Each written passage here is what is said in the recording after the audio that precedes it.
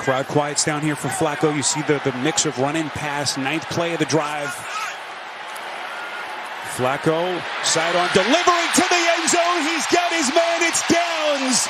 Touchdown.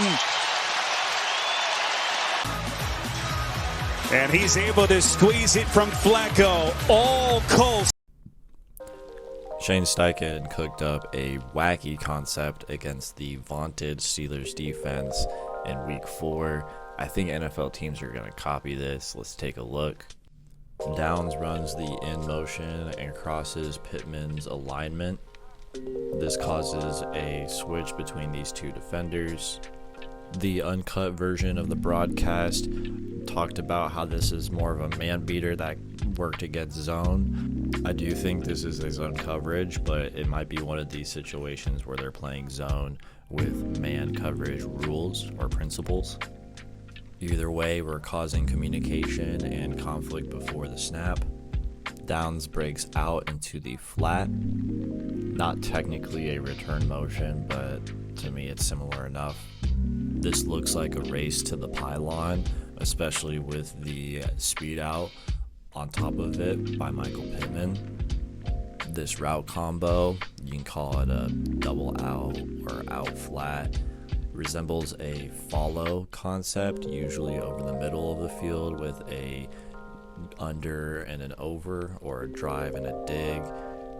So we're putting these defenders in a lot of conflict. It looks like either a return switch motion flat route or just racing down to the pylon, or it looks like a follow concept where we're using down to distract off of Pittman. But what ends up happening, the return motion flat breaks into a pivot route, which is commonly paired with that follow concept, follow pivot. And this ridiculous return motion follow pivot combo gets the Steelers defense completely lost. One of my favorite things to see on all 22 is when defenders are arguing with each other and you can try to decipher who made the mistake, what was their plan, and how did it go wrong.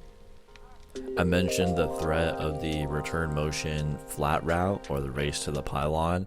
I think this is so effective because the Steelers defense watched the previous 2 Super Bowls. This play, to me, is a variant of corn dog or Tom and Jerry, which was used twice by the Kansas City Chiefs in Super Bowl 57 to tie the game and then go ahead.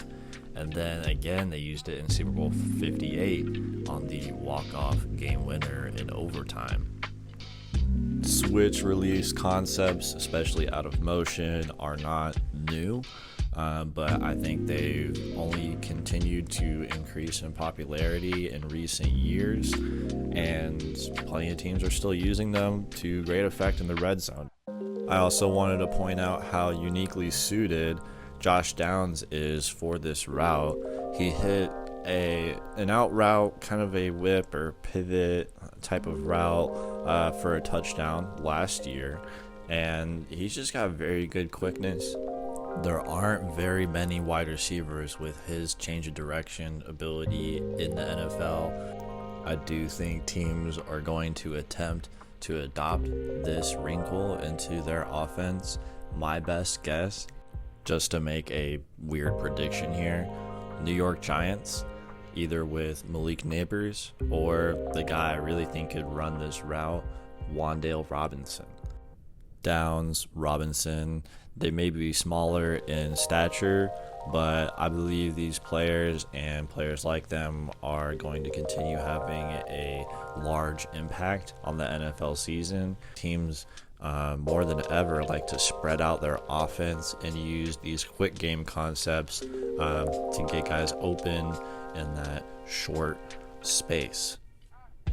My question is, with this crazy return, motion, pivot, how many layers can we add to this? Not even, I mean, I'm joking, but not 100% joking. I mean, we got double moves. What about triple, quadruple moves? This is already a 7-man protection on this concept. How many times can Josh Downs change direction in a route And what might the value of this accordion route be is what I'm gonna call it. Let's push the boundaries here. That's what I'm all about.